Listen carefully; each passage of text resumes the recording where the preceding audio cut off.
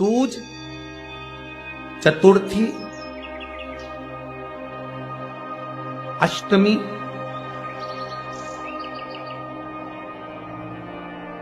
दशमी, एकादशी, प्रदोष, शिवरात्रि, ये तिथियां ऐसी तिथियां हैं जिन तिथियों पर अगर भूलवश भी श्राद्ध पक्ष की दूज, चतुर्थी, अष्टमी, दशमी, एकादशी, प्रदोष, शिवरात्रि, ये श्राद्ध पक्ष की वो तिथियां हैं जिन तिथियों पर अगर गौ माता को एक चुल्लू पानी भी अगर पिला दिया जाता है तो हमारे पूर्वजों को तर्पण और तिलांजलि की जरूरत नहीं पड़ती, वो तर जाते। श्राद्ध पक्ष की ये तिथियां आप भी बोलिए कौन कौन सी? दूज, चतुर्थी, अष्टमी, दशमी, एकादशी, प्रदोष और शिवरात्रि, ये वो तिथियां हैं। अगर भूलवश भी अगर कोई गाय को पानी दे देता है, भूलवश भी हमारे घर में आए हुए किसी अतिथि को, हम किसी को नहीं पहचानते, उस व्यक्ति को हमने अगर अपना पास में रखी हुई जल के पात्र में से भी अगर जल दे दिया होता है और उसने अपनी प्यास बुझा ली होती है, तो हमारे पूर्वज, ये श्राद्ध पक्ष में इसका फल 1000 लाख गुना हो जाता, लाख गुना, 1000 लाख गुना इसका फल श्राद्ध पक्ष। ये तिथियां एक ऐसी तिथियां हैं जिन तिथियों पर श्राद्ध पक्ष में गौ माता को भूल चूक से भी अगर किसी ने पानी पिलाया, या कोई साधारण व्यक्ति जिसको तुम पहचानते नहीं, जिसको तुम जानते नहीं, जल का आचमन भी करा दिया तो भी सुख है। उन तिथियों का स्मरण आप फिर करेंगे। दूज बोलते जाओ, चतुर्थी, अष्टमी, दशमी, एकादशी, प्रदोष, शिवरात्रि, ये श्राद्ध पक्ष की वो तिथियां हैं जिसमें सुख का अनुभव। महाशनि का काम क्या है? महाशनि करता क्या है?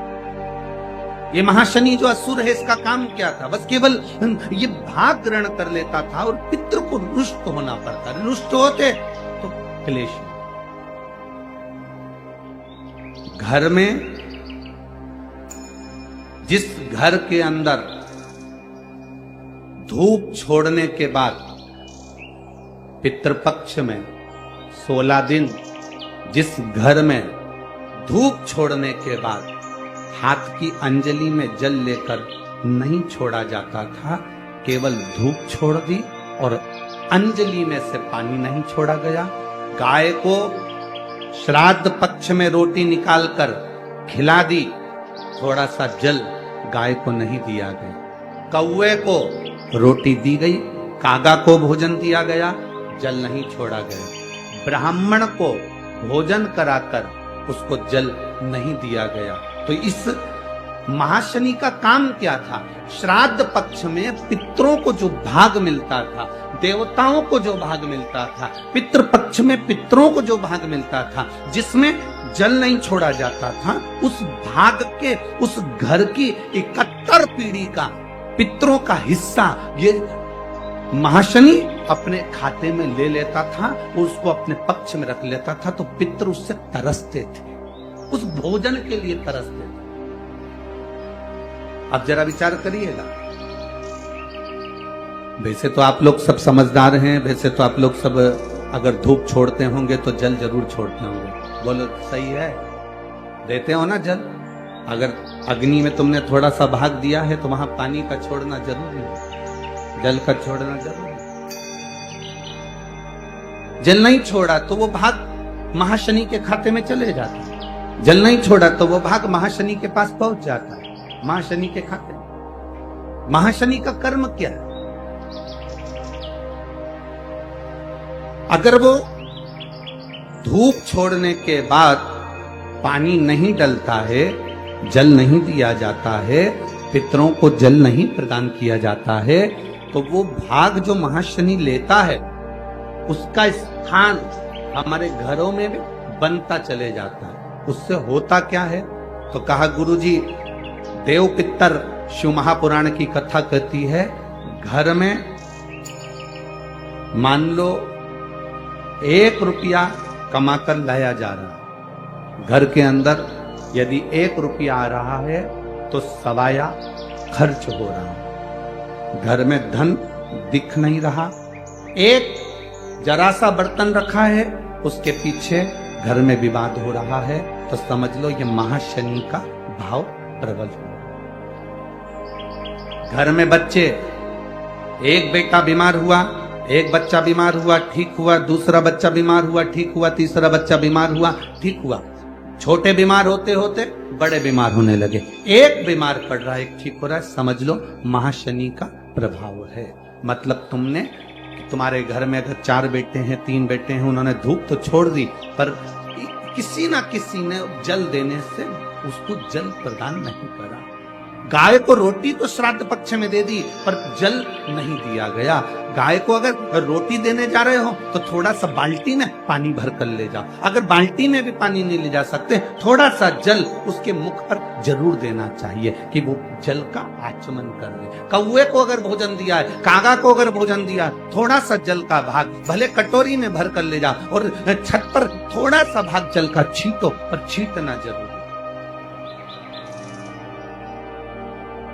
जरा जरा सी बात में अगर घर में क्लेश हो रहा है तो समझ लेना तुमने जरूर श्राद्ध पक्ष में पितरों को या तो गौ माता को या कागल को, तुम्हारे यहाँ जो भोजन दिया जा रहा है उसमें जल की भाव नहीं है, पानी नहीं। गुरुजी, हमारे घर में सब कुछ है, धन वैभव सत्ता सब है, पर शांति नहीं है। शांति नहीं, उसका कारण ये है कि महाशनि आपके घर पर प्रवेश कर, अर्थात तुमने जल का भाग,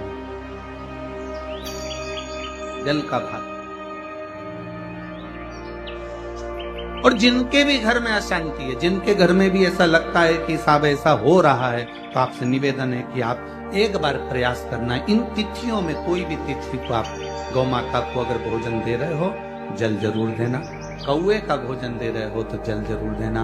ब्राह्मण, संत, साधु, गुरुजन या जिसको पहचानते हैं उसको भी जल का भाग जरूर जरूर। महाशनि की दृष्टि, महाशनि जो क्रोधी है, असुर के भाव में गिना जाता है। महाशनि असुर, जगत का कल्याण कर।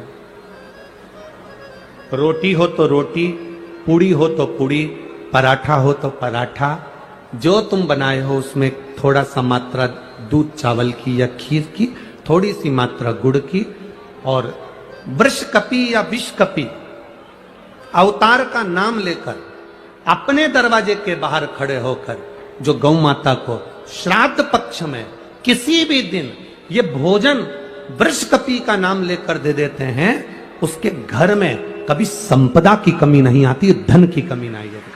श्राद्ध पक्ष का ये स्वरूप है विषकपि अवतार। एक बार सब बोलेंगे, बोल विषकपि भगवान की। अब नाम आप लोग ले जिससे आप लोगों को याद हो जाए, बोलिए। श्री शिवानमस्तुभ्यम, हर हर महादेव। जैसे कि गुरुजी बताए कि पितृ पक्ष में इन तिथियों पे अगर आप इन सभी उपायों को करते इस तरह अगर आप करते हैं तो आप पितृ जरूर खुश होंगे और ढेरों सारा आशीर्वाद देंगे। जैसे कि गुरुजी ने बताया कि चतुर्थी, तृतीया, दूज, अष्टमी, एकादशी, प्रदोष, शिवरात्रि, ये सब बहुत अच्छी विशेष तिथियां हैं। इन सभी पर अगर आप पितृ को अगर जल नहीं दे पाए हैं, आप किसी कारण बस अगर आप अग्यारी भी नहीं कर पाए हैं, तो इन तिथियों पे आप विशेष कर करिएगा। जैसे कि आपको जल दे देना है अपने पितरों को। जिसके घर में जल नहीं दिया जाता है, कंधे पे अग्यारी नहीं पड़ती है या पितरों का श्राद्ध नहीं किया जाता है, उनके घर में शनि देव का प्रकोप हमेशा बना रहता है। घर में क्या होता है ना, किसी से बनेगी नहीं, घर में हमेशा चिड़ लड़ाई झगड़े होते रहेंगे, एक कमाओगे 10 खर्चा होगी, मतलब बरकत नहीं होती। कितना भी कमा डालो घर में ना शांति रहेगी ना बरकत होगी। तो जैसे कि कहा जाता है कि साल भर में 15 दिन ये पितृपक्ष का होता है, तो हम अपने पितरों के लिए जो जितना भी बन पटे उतना करना चाहिए। साल भर में सिर्फ 15 दिन और सारे साल अपने लिए जीना है, लेकिन 15 दिन अपने पूर्वजों के लिए जीना बहुत ही जरूरी है। बहुत ही घर परिवार के लिए भी सुख समृद्धि बनी रहेगी और पितर भी आपके खुश रहेंगे, देखेंगे कि हमारे जो भी बच्चे हैं कितना हमारे लिए कर रहे हैं। तो आप लोगों को जरूर करना चाहिए अपने पितरों के लिए। तो कंधे पे अग्यारी छोड़ना भी विशेष महत्व, इसका भी बहुत ही महत्व है। कहा जाता है कि जैसे हम लोग अग्यारी से गुड़ घी से कर दीजिए, अगर आपको गुड़ नहीं मिला चीनी गुड़ से, चीनी और घी से कर दीजिएगा। इससे क्या होता है ना कि जो इसकी खुशबू निकलती है जब हम अग्यार करते हैं हम सभी, तो उसे उसी को पितर उसी को पाते हैं, तो उनको बहुत ही अच्छा लगता है। अब वो कितने भी आप खिला दो, अगर आप अग्यारी नहीं करते हैं सब बेकार है। तो आप लोगों को अग्यारी जरूर करना है, जल दीजिए, उसके बाद अग्यारी करिए, प्रसाद समर्पित करिए, सफेद पुष्प, काला तिल, चावल, जो भी जितना भी पितरों को पसंद है, जितना भी आपसे हो सके आप लोग जरूर करिएगा। इन पितृपक्ष में अपने पूर्वजों को याद करना बहुत ही महत्वपूर्ण होता है। हमारे पूर्वज धरती पे आते हैं, सभी के छोटे बड़े जितने भी लोग हैं धरती पे, सभी के पूर्वज धरती पे आते हैं, 15 दिन के लिए निवास करते हैं, फिर अमावस्या के दिन वो जाते हैं। जैसे कि गुरुजी ने बताया, इन सभी को अगर आप कर लेते हैं, गाय को रोटी देना, कुत्ते को रोटी देना, चींटी को आटे देना, या किसी के जरूरतमंद इंसान को कुछ देना। अगर आपके दरवाजे पे कोई आ जा रहा श्राद्ध पक्ष में भूखा दुखा, तो उसको भी आप जरूर खाना खिलाइए, उसको दीजिए, जो भी आपके पास हो। दान पुण्य करने का विशेष महत्व है। ये सब अपने पूर्वजों के खातों में जाता है। गाय को रोटी दे रहे हैं आप, कुत्ते को, जैसे कि हमने कहा कि कौवा को तो आपको मीठे के साथ देना है, खाली रोटी या पराठा आपको नहीं देना है। गुड़ रख लीजिए, शक्कर लिख लीजिए, या खीर सेवई जो भी आप बनपटे बना लीजिएगा, लेकिन दीजिएगा जरूर इन 16 दिन में। देख लीजिए कि आपके घर में एक साल में सुख शांति बनी रहेगी। घर में एक कमाओगे, उसके बचत भी होगा, नहीं तो कितना भी जिंदगी भी लग जाती है कमाने में, लेकिन पूर्ण नहीं पड़ता है। तो इसीलिए अपने पितरों को आप लोग जरूर करिएगा। तो दोस्तों, आपको वीडियो कैसा लगा आप लोग कमेंट में जरूर बताइएगा। वीडियो अच्छा लगा हो तो लाइक कमेंट शेयर कर दीजिएगा। चैनल पर नए हैं, चैनल को सब्सक्राइब जरूर कर ले। हर हर महादेव। फिर मिलते हैं नेक्स्ट वीडियो में नए उपाय के साथ।